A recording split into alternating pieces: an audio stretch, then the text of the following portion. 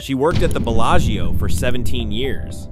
Front desk, the first face guests saw after the fountains, the smile that said, "Welcome home," to regulars who'd been coming for decades. She knew them by name, remembered their room preferences, high floor, away from the elevator, extra pillows, remembered their anniversary dates, their kids' birthdays, the little details that made guests feel like family instead of transactions. 17 years of early morning, holiday shifts, difficult guests handled with grace, glowing reviews that mentioned her by name. Last month, she got a 15-minute meeting with HR. Position eliminated. Benefits end in 30 days. Security will escort you to collect your things. 17 years erased in the time it takes to drink a cup of coffee. She's not alone. Across MGM properties, Bellagio, Aria, Mandalay Bay, Park MGM, the Mirage before it closed, workers are disappearing. Not quitting, not retiring, disappearing. Laid off. Positions eliminated. Roles restructured out of existence. Caesars is doing the same thing. So is the Venetian under Apollo's ownership. So is every major operator on the Strip. The terminology changes. Right-sizing, efficiency improvements, workforce optimization, the corporate euphemisms that make mass layoffs sound like spring cleaning. But the reality is bodies, human beings, workers who gave years, sometimes decades to these properties, workers who built their lives around jobs they thought were secure. The Vegas job that used to mean stability, that used to mean a career path, that used to mean a middle-class life in a city built by working people, it's not safe anymore. And what's coming next is worse. Today I'm showing you the layoff fallout. Not the press releases, not the corporate spin, the human devastation happening right now across the Las Vegas Strip. How MGM and Caesars and every major operator decided workers are disposable. How the efficiency improvements translate to real families losing real income. How the skeleton crews that ruin your vacation are destroying lives behind the scenes. This isn't just a business story. This isn't just about service decline. This is about the death of Vegas as a place where working people could build a future. The layoffs have started, they're accelerating, and they're not stopping. If you're new here, I expose what's really happening behind the neon. Not just the tourist experience, the human machinery, the workers who actually make this city function, and the corporations that are throwing them away. Hit subscribe, turn on notifications. Because the layoff story isn't separate from everything else wrong with Vegas, it's the cause. The skeleton crews, the declining service, the hollow feeling you can't quite name. It all traces back to workers being eliminated. Understanding the layoffs means understanding everything. Let me show you the numbers. Not the carefully worded announcements designed to minimize headlines. Not the "we're streamlining for the future" corporate speak. The actual layoffs, the actual job losses, the actual devastation happening right now across every major property on the Strip. The scale will shock you, because the companies have gotten very good at hiding it. MGM announced layoffs in 2023, called it a restructuring initiative, corporate code for thousands of positions eliminated.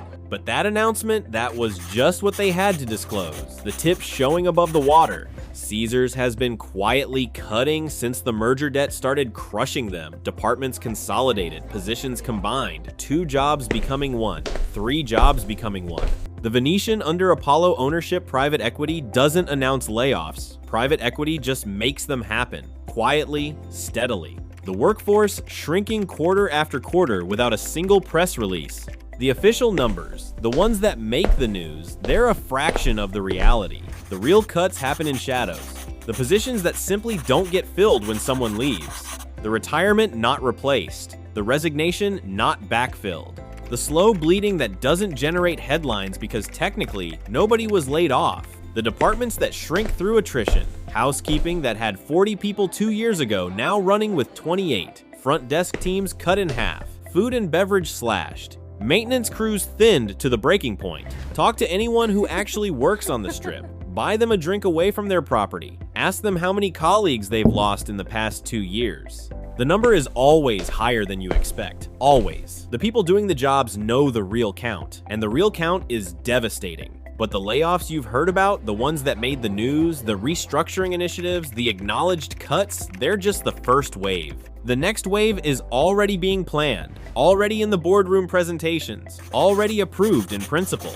And this wave won't be about trimming fat, won't be about eliminating redundancy. It'll be about replacing humans entirely. And the technology to do it is already deployed.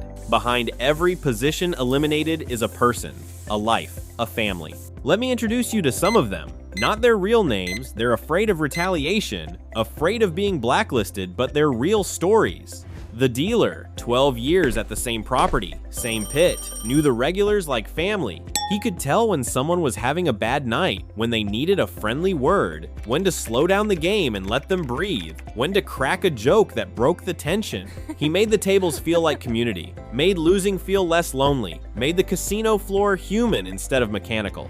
3 weeks ago, his shift got eliminated. Labor optimization. No warning, no thank you, just a meeting with HR and a box for his belongings. 12 years, thousands of guests who specifically requested his tables, gone. The concierge, 8 years. The woman who could solve anything. Sold out show? Give her 20 minutes. Impossible reservation? She knew someone. Lost luggage, medical emergency, anniversary disaster that needed saving, she fixed it. Every time.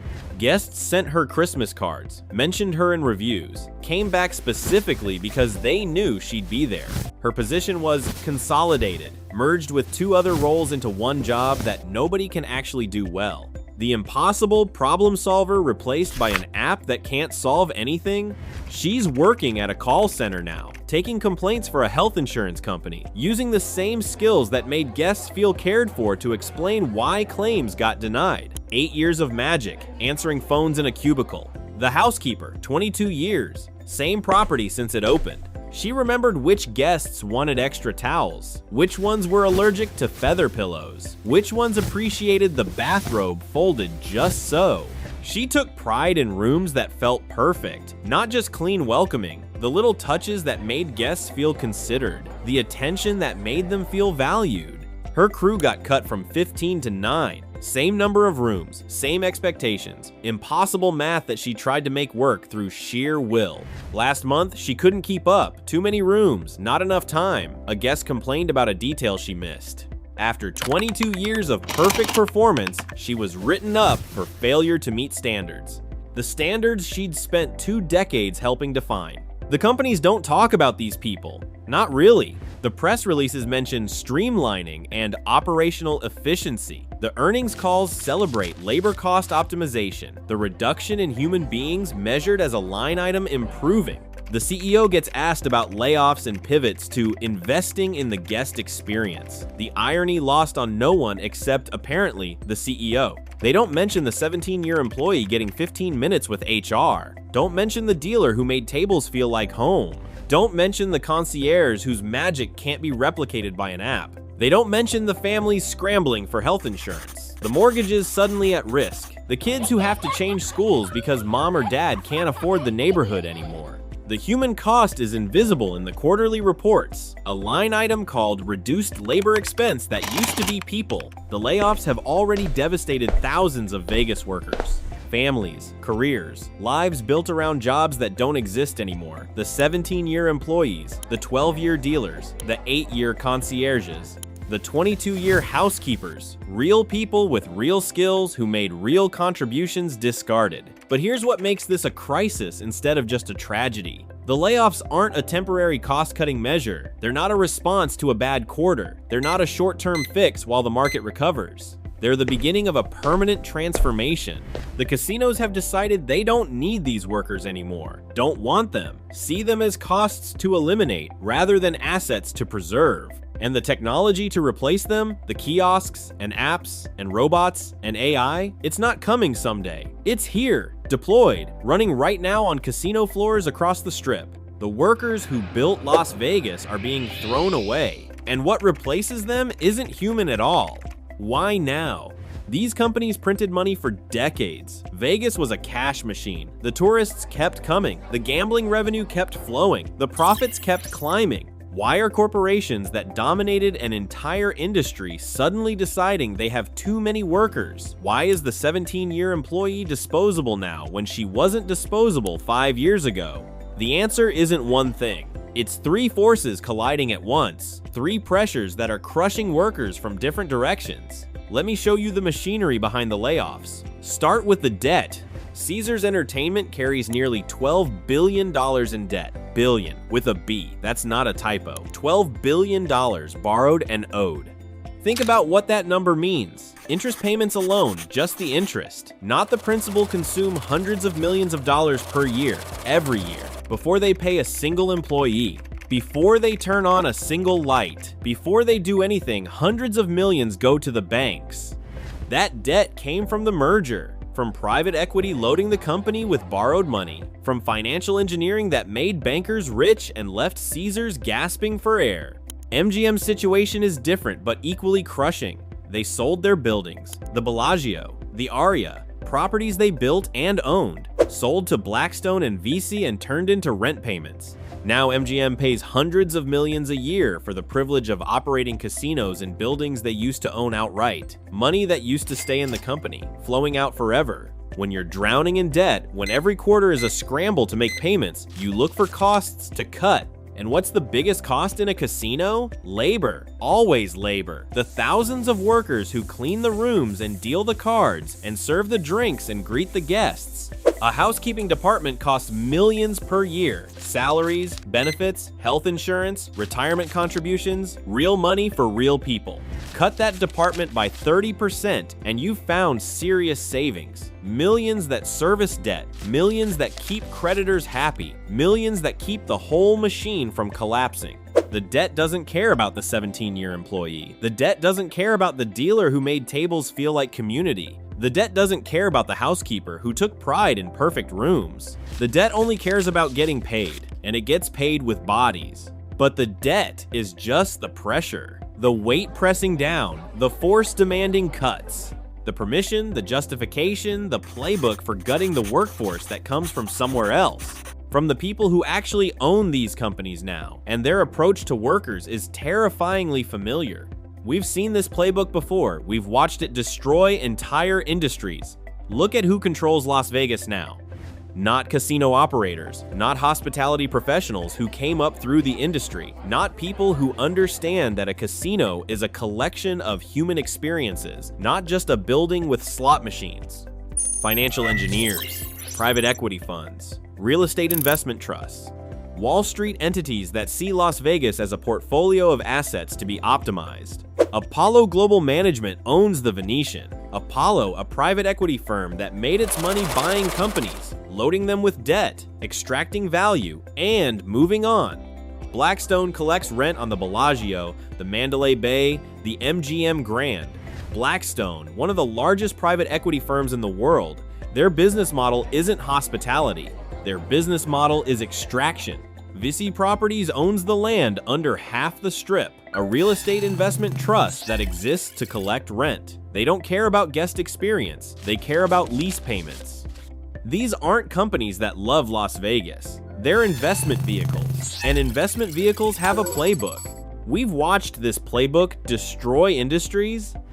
Retail. Remember when department stores had helpful staff? When Toys R Us had employees who knew the products? Private equity bought those companies, loaded them with debt, cut staff to the bone, extracted every dollar, left hollowed out shells that eventually collapsed.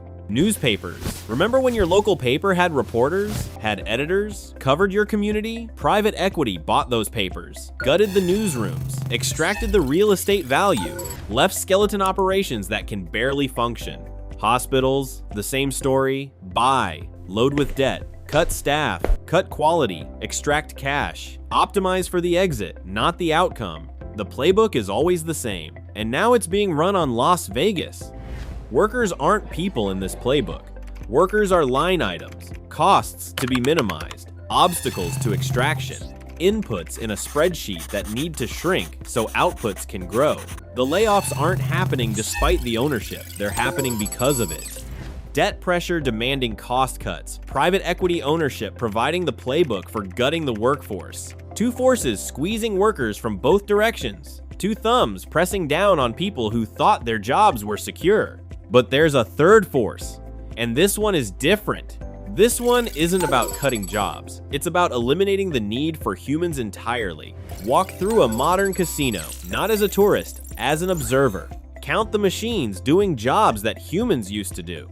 The lobby, self-check-in kiosks lined up like soldiers, touchscreens and card readers and room key dispensers. The front desk that used to have 6 people now has 2 and 10 kiosks.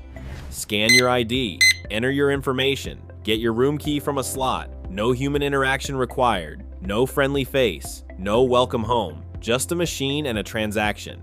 The casino floor. Pull out your phone, open the property's app, order a drink, enter your location. Wait. The cocktail waitress who used to appear every 15 minutes? Who remembered your drink? Who made you feel like a valued guest? She's been replaced by software, by an algorithm that calculates when you deserve service based on how much you're betting. The automation is spreading. Room service robots rolling through hallways. Little machines delivering towels and toothbrushes. Cute, if you don't think about the workers they replaced.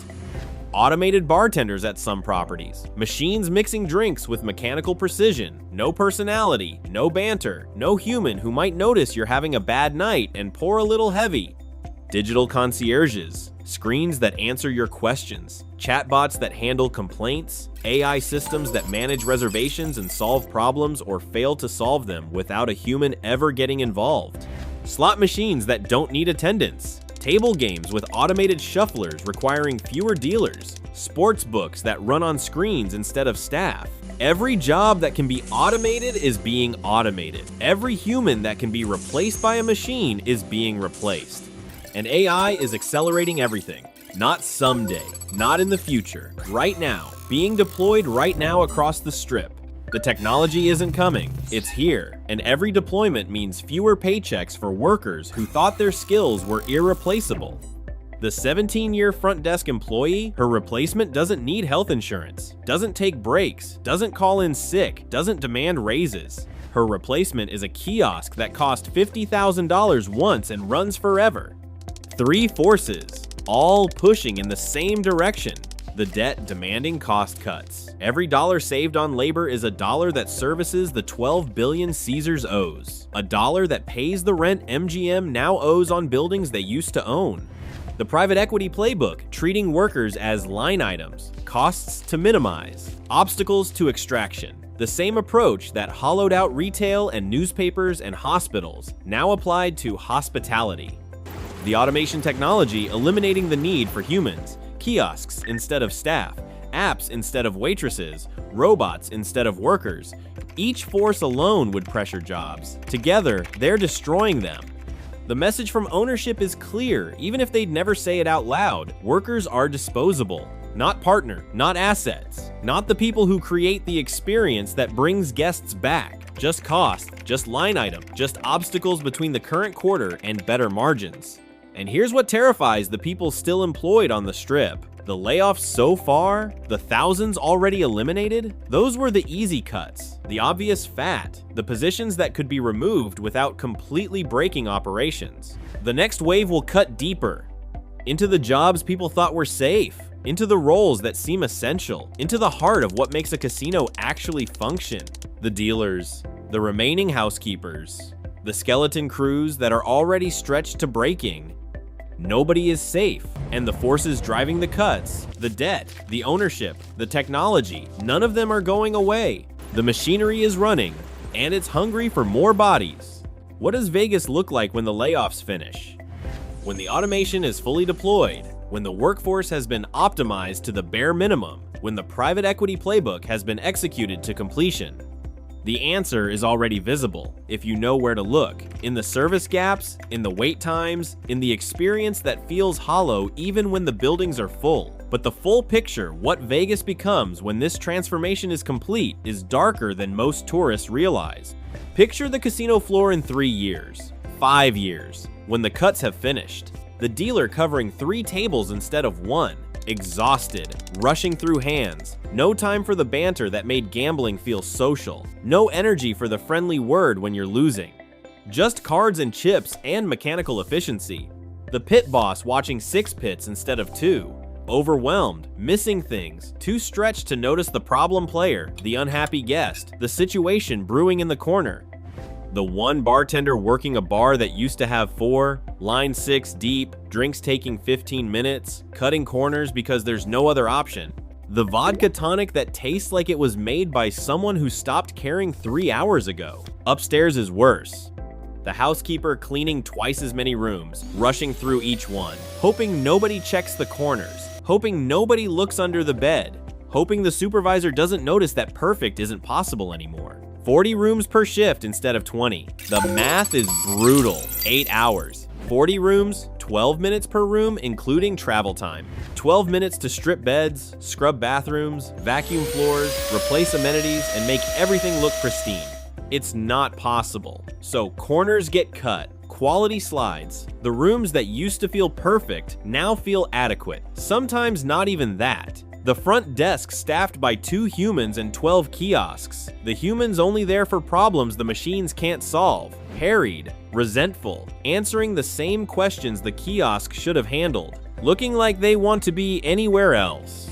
This isn't hypothetical. This isn't a warning about some distant future. This is already happening, right now, across every major property on the Strip. The skeleton crew reality has arrived, it's spreading, and it's about to get worse. But the skeleton crews aren't even the darkest outcome. The darkest outcome is what happens to the workers who remain, the ones who survived the layoffs, the ones who think they're the lucky ones. The workers who keep their jobs aren't winning, they're being trapped. More work for the same pay. Sometimes more work for less pay, once you account for the benefits getting squeezed, covering the positions that were eliminated, doing 2 jobs, 3 jobs, running constantly from the moment the shift starts until the moment it ends. The dealer who used to work 1 table comfortably now works 2 uncomfortably. The housekeeper who had reasonable room counts now has impossible ones.